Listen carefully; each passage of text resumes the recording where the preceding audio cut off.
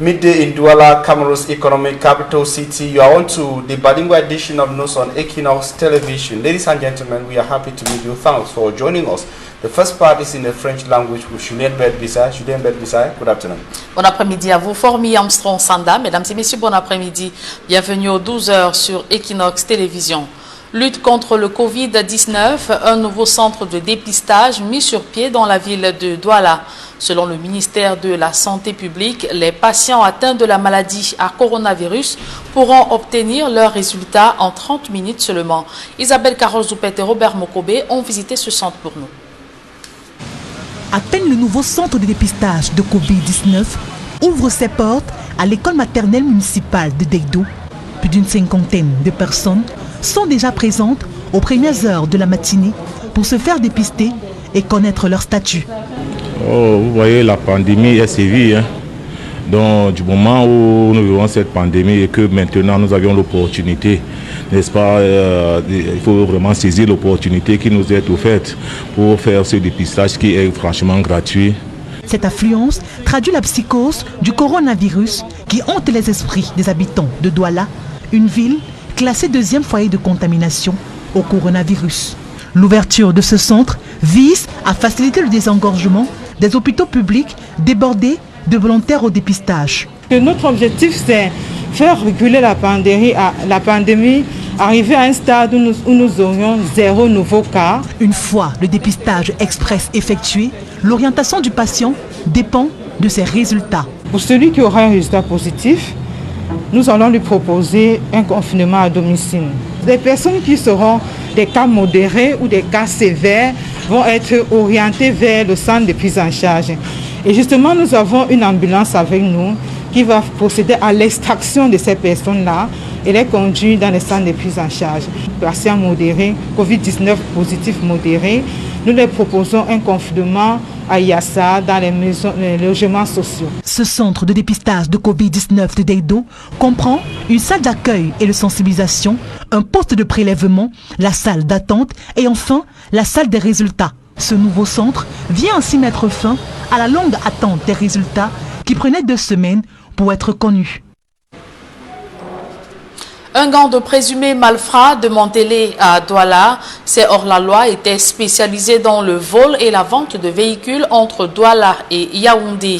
Ils ont été interpellés par les éléments du groupement mobile d'intervention numéro 2 de la ville de Douala. Le récit des faits avec Jean-Paul Chouniat, Innocent Abega, Daniel Warren 2. C'est l'histoire d'un réseau de vol et vente de véhicules entre Douala et Yaoundé, œuvre d'un gang de malfrats en action depuis 2015, avec à son actif plusieurs victimes dépouillées de leur voiture. Le véhicule de trop qu'il met à découvert, c'est ce pick-up blanc, immatriculé littoral 244 IS. Nous avons été saisis par le responsable de la société du dit véhicule pour nous signaler que son véhicule venait d'être volé à Yaoundé et que son véhicule probablement était en train de prendre la direction de Douala. Volé au quartier Sam à Yaoundé, l'engin à 4 roues est intercepté à Douala par le groupement mobile d'intervention, aidé par un opérateur de tracking GPS. Et nous avons tracé le véhicule à partir de Yassa. Nous avons pu repérer le véhicule entre 4h et 4h30. Que nous avons pris en filature. Nous avons localisé le véhicule où il était garé. Et voici le jeune Aboubakar Mohamed alias Abou, repris de justice et premier suspect, qui a conduit le véhicule jusqu'à Douala. Il se sert d'une clé passe-partout pour démarrer tout bolide sur son chemin. On t'a interpellé en route au cours de ton voyage? Non. Tu refusais de t'arrêter ou bien on t'a pas interpellé? Non, il y avait beaucoup de circulation aujourd'hui. Il y a eu juste relation. Garé au quartier Noubel, devant le domicile de Aboubakar Ali Abba, présenté comme facilitateur dans la transaction, les 2 complices sont pris à bord du pick-up volé au moment de se rendre sur le lieu de vente. Une planque a été organisée autour du véhicule et c'est ainsi qu'aux environs de 9h, 9h30, une embuscade a été tendue et ça a mordu. Sur le champ, le studio est perquisitionné. Armes blanches, gris-gris, cannabis, produits facilitant des disparitions miraculeuses, 5 téléphones portables et appareils électroniques découverts. Rendu sur le lieu de vente, Le chef de gang Aboubakar Mohamed fait appel à son client de longue date. Le receleur Abdoulaye Amadou alias Tchek se pointe pour une autre belle affaire, mais tombe nez à nez, à sa grande surprise, sur les hommes du commissaire Jacques-Roger Méfiré. Au téléphone, il me dit qu'il est en train d'amener une voiture. Là, je lui dis, il n'y a pas de problème. Après, je vois. Comme il est monté maintenant, il m'a appelé, j'arrive ici, là. Je vois que c'est les antigangs qui m'arrêtent. Tu venais comme ça acheter? Oui, je venais voir d'abord. Pour acheter? Oui, je n'ai pas l'argent pour le moment. Ouais, tu venais pour voir, pour acheter? Non, je venais voir pour lui trouver quelqu'un qui va acheter. Non. Il ne faut pas que je n'ai pas un franc. Attends, ce n'est pas ça le problème. Conduit dans les locaux du GMI à Bonanjo, le receleur tente de mentir. Hélas, la vérité le rattrape. Bon, la première voiture que tu l'as livrée, c'était quelle voiture? Il y a la toute première voiture, ça là, c'est 2015, c'est 2017. Quelle marque? C'était la RAV4 qui vous dit. Bon, deuxième. Bon, il y a la Starlet. Oui, troisième. Il y a la Carina. Oui. Maintenant, ça c'était le quatrième. Oui. Une fois mis aux arrêts, les 3 mousquetaires sont transférés à la division régionale de la police judiciaire du littoral pour complément d'enquête sur d'autres cas de vol de voitures déclarés. Et je demande aussi à l'occasion aux populations de toujours coopérer avec nous. Nous avons tous les numéros possibles. Le 117, le 1500, je crois que le délégué général a mis tout à la disposition de la population pour que nous soyons généralement informés à temps. Et sur le terrain, les investigations se poursuivent dans l'espoir de mettre main sur le 4e larron de la bande, encore en balade dans la nature, sous le ciel de Yaoundé. Venons-en à ce drame qui suscite de l'émoi et la consternation depuis quelques jours aux États-Unis d'Amérique. Un Camerounais qui a ôté la vie à son ex-épouse avant de se suicider.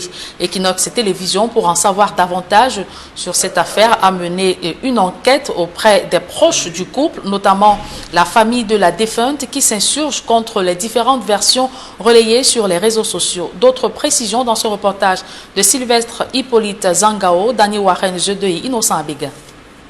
Dimanche 14 juin, la police encercle un domicile à Cincinnati, dans l'Ohio, aux États-Unis.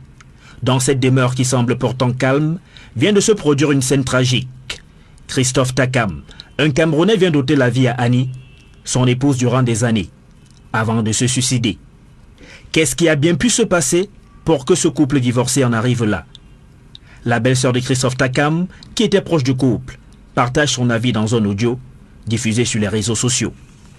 Mon beau a divorcé de sa femme il y a quelques temps, il y a peut-être moins d'1 an. Pour commencer l'Europe, on a tout fait. Nous-mêmes, on a essayé d'arranger le problème fatigué. Le gars, il n'était pas pour le divorce, c'est la femme qui a demandé le divorce. On a flatté. Moi-même, j'ai appelé ma épouse, en même temps ma cousine, que mamie, on ne fait pas ça. Elle me dit que tata, vraiment, je ne veux plus rien comprendre. On a tout fait, Le gars a même pris l'avion, venu ici au Cameroun, aller chez la famille de la femme, parler à sa maman, fatiguée, flattée, que maman, on ne fait pas ça. Demande à ta fille d'enlever la plainte, le divorce ici chez nous, c'est très difficile. C'est très difficile. Si je divorce avec elle, je n'aurai plus de vie. Mon beau aussi n'a pas pu supporter le fait qu'on l'enlève de la maison, une maison qu'il a achetée. La fille pas porter un blanc avec qui elle vit. Selon la même narratrice, c'est la goutte d'eau qui va déborder le vase. Le gars n'a pas pu supporter. Apparemment, c'était sa semaine pour garder les enfants. Il est donc arrivé, en passant, il a d'abord vu la voiture du blanc, il n'a pas pu supporter. Il nous a appelé et causé avec monsieur. Monsieur lui a dit que ouais, calme-toi, c'est rien, vraiment. Suppose que tu as tout perdu et tu recommences ta vie. Jusque-là, il dit toujours que je ne peux pas supporter ça. Je ne peux pas construire une maison, la femme porte un autre homme pour vivre. Donc quand il a vu dans la voiture à la maison, ça l'a alors révolté. Il est allé, c'est comme ça qu'il a ouvert, il a seulement tiré sur la fille, bam, et il a retourné, il a tiré sur lui. Le temps que son premier fils appelle la police, les deux étaient déjà au sol. Pour être un peu plus édifiés sur la vie de ce couple, nous nous sommes rendus au quartier Bepanda à Douala, au domicile des parents d'Annie. Nous nous y introduisons dans l'espoir de trouver des occupants. Mais personne n'est présent. Juste des chaises qui témoignent des moments de rassemblement depuis la survenue de ce drame. Le voisinage nous apprend que la famille a voyagé pour Bamenju, dans la région de l'Ouest, pour des raids liés à la circonstance. Au téléphone, le papa d'Annie, bouleversé par la mort tragique de sa fille, affirme n'être pas encore en mesure de nous révéler quoi que ce soit. J'ai perdu ma fille et elle n'est pas avec nous. Tant que même les enquêtes extérieures, je ne l'ai pas. Je sais quoi vous dire. Je vais vous dire quoi. Moi-même, je suis dans l'ici, là, je vais vous dire quoi. Mais alors que sa fille est présentée par certains dans les réseaux sociaux comme une femme qui n'a pas été reconnaissante du bien que lui a fait son époux, en l'amenant aux États-Unis, le chef de famille tient à faire quelques mises au point. C'est la famille qui a payé le transport. Et là-bas, elle a fait le crédit pour apprendre le travail. Le papa d'Annie botte donc en touche la version selon laquelle sa fille était totalement dépendante de son époux. Pour le voyage pour les États-Unis, c'est la famille et non Christophe Takam qui a payé le billet d'avion. Et Annie aurait elle-même financé sa formation d'infirmière, martèle son père. D'autres proches du couple révèlent que Christophe Takam usait de violence vis-à-vis de son épouse. Une situation qui aurait poussé Annie dans les bras de cet Américain.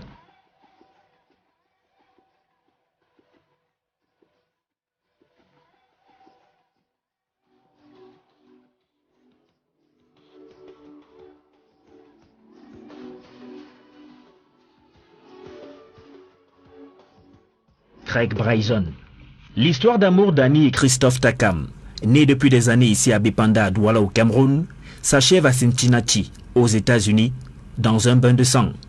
Un bain de sang dont se souviendront toute leur vie, leurs 3 enfants, dont l'aîné, âgé de 18 ans, très proche de sa mère, lui promet dans un tweet d'être un bon grand frère et peut-être même un père pour ses cadets. À présent, un public reportage dans ce journal, Orange Cameroun, aux côtés des pouvoirs publics pour barrer la voie au Covid-19. Après une première enveloppe de 100 millions de francs CFA, ce géant de la téléphonie mobile a offert au ministère de la Santé publique un stock d'équipements équivalent à 80 millions de francs CFA. Reportage.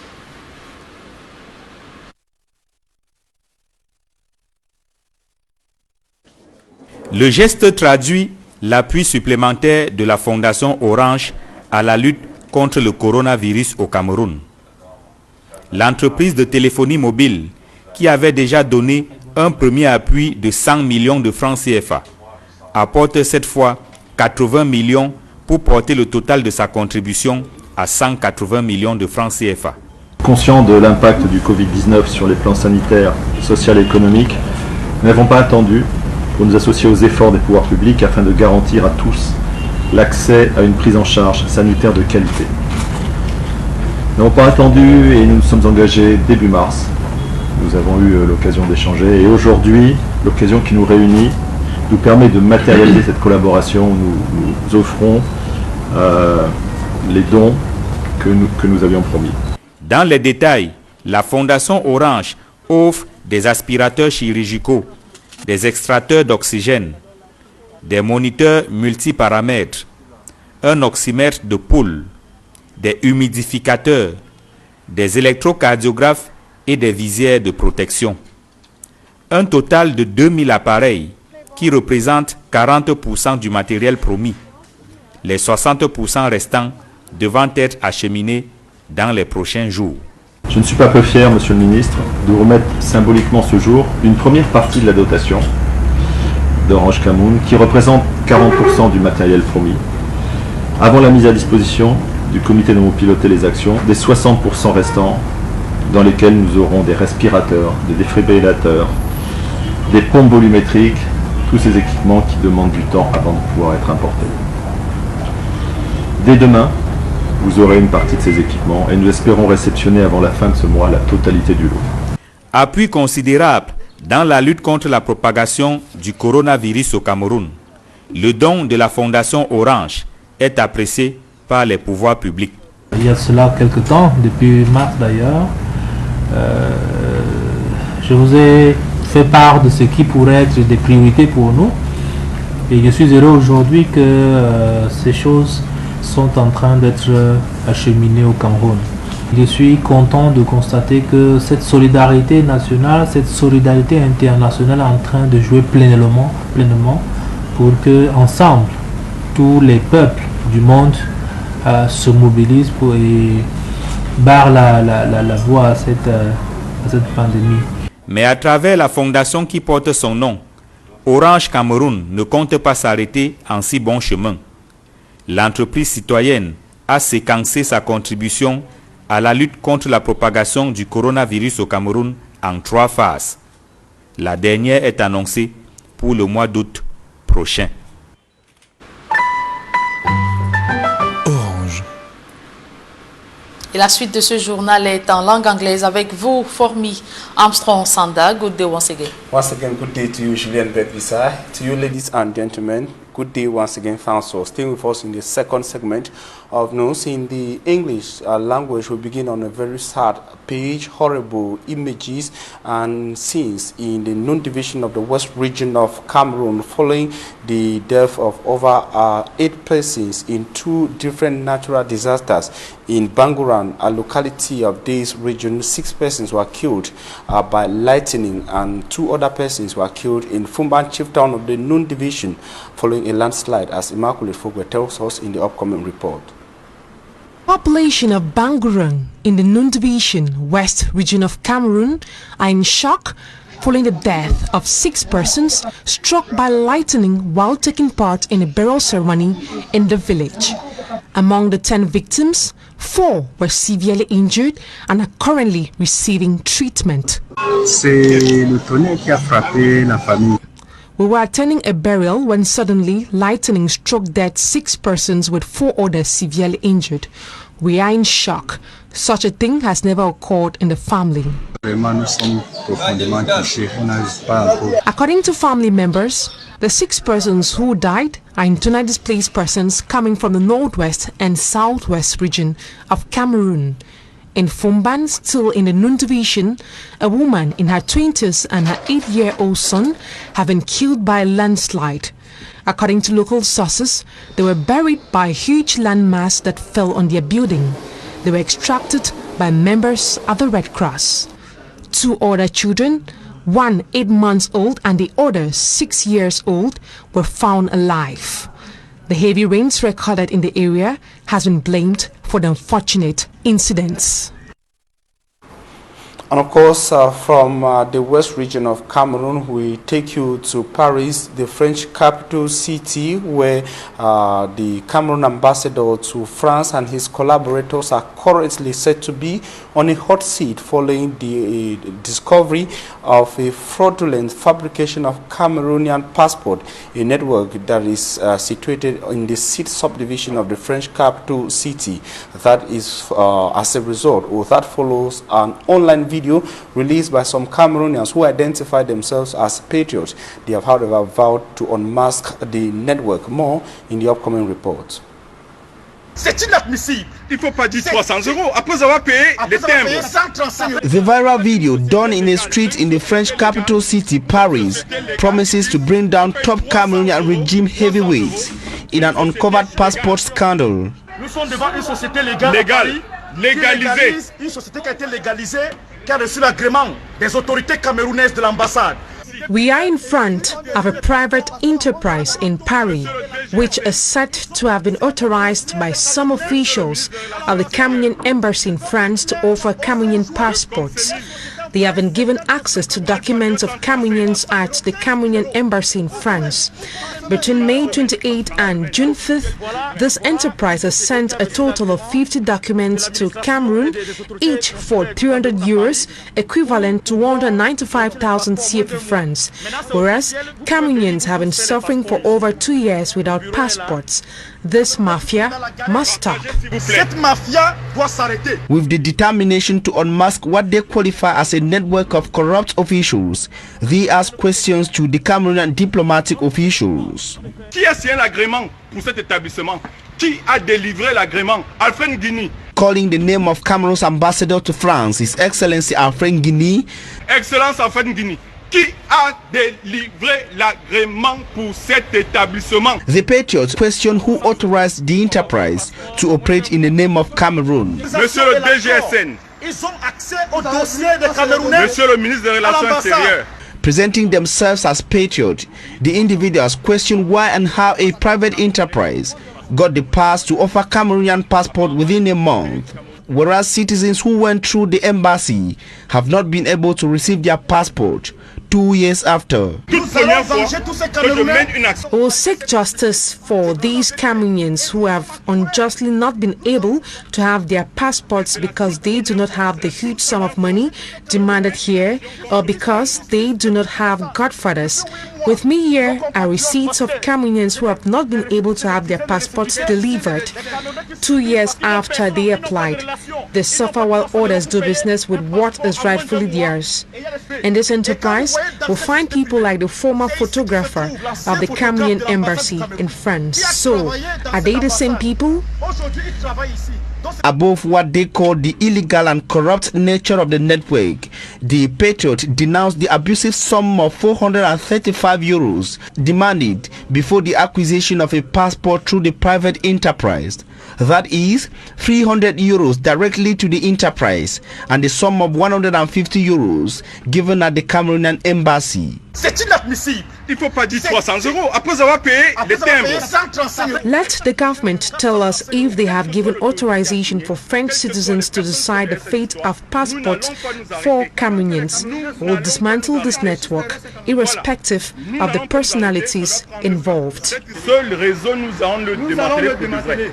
After the embarrassing viral video, the Directorate General of National Security in Yaoundé, Cameroon, published a document promising an investigation into the matter. Equinox Radio and Television, unique in investigative journalism and fact-finding in Cameroon, went for details following the homicide committed in the United States of America concerning a Cameroonian couple.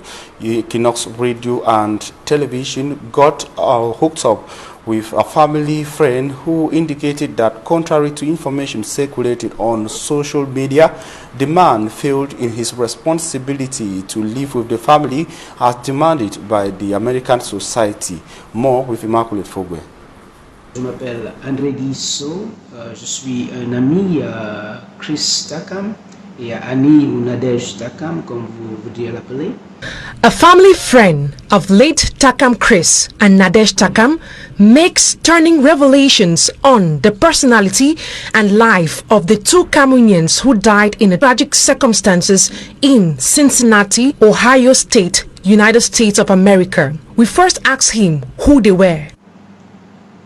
Monsieur Takam était un homme intelligent, un homme passionné, un homme qui aimait. Mr. Takam was an intelligent, passionate and loving man, a man who loved his family and was working to give the 3 children a prosperous future. I can say the same thing for Nadège. She was ambitious and hardworking. I don't remember when she had less than 2 jobs at the same time. Added to her matrimonial responsibilities, she continued with her education and became a registered nurse. Annie était ambitieuse, travailleuse. Je vais vous donner quelques exemples seulement. Je ne me rappelle pas quand Annie avait moins de 2 boulots à la fois. J'ai lu quelque part qu'elle était une tontine et puis que toutes ses études avaient été payées par mon ami Takam et qu'il avait acheté une maison et que c'est une autre personne qui en bénéficiait. Contrary to information circulating on the internet indicating that she used the law to seize the house bought by her husband, he says it belonged to the two of them. Belonged? La dame, elle payait ses études elle-même. J'ai des preuves. Concerning her training, Andreso says he has proofs that she personally paid for her studies. Le problème de mon ami Takam, c'est qu'il n'a pas pu s'adapter. According to him, The problem of his friend Takam Chris was his inability to adapt to the responsibilities that the American society attributes to a husband, and he suffered because of that. Malheureusement, le divorce est arrivé. And this led to a divorce in 2018, which left indelible marks in his life. La période des troubles, j'étais à Washington DC, je l'ai invité à venir rester avec moi. Takam a refusé. J'ai parlé avec lui 4 jours avant cet événement. He spoke with him 4 days before he killed his wife and committed suicide. Je ne pouvais pas imaginer qu'il en arrivait, il devait arriver là. Je vous implore aussi d'utiliser cette opportunité pour commencer à discuter. Andre Guissot is urging Cameroonians and other Africans in the United States of America to begin discussing the problems they are facing as a result of a change of environment, problems of difficult integration into the American society and adapting to its cultural, legal and socio-economic realities. Si on le fait, peut-être dans un mois, dans 2. And we move down to the crisis-hit Catholic University Institute of Buea to say that the apostolic administrator for Buea and Bishop Michael Bibi has announced the resumption of classes for the Catholic University of Buea, CUIB, amidst the raging dispute and the conflict within the university after the replacement of the president. Acting in his capacity as Chancellor, Pro-Chancellor of the Catholic University, the administrator stated that the Douala campus will resume on June 29 and the Buea campus will resume on June the 30th.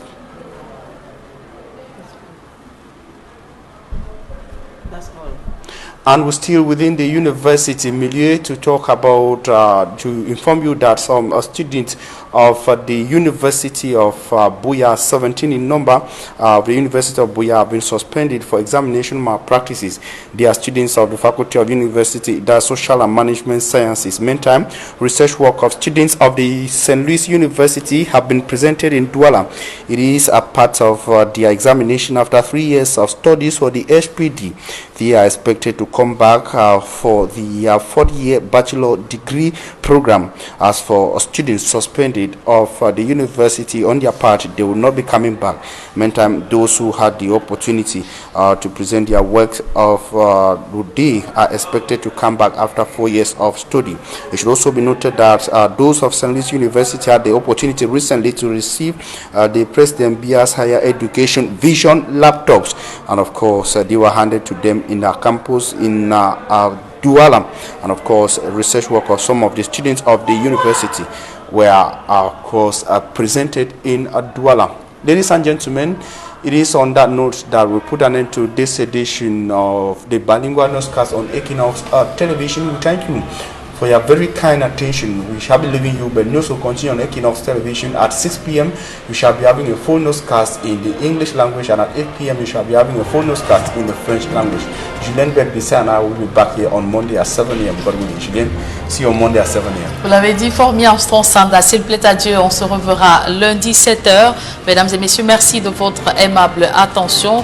Restez surtout scotchés sur les programmes de la meilleure des télévisions.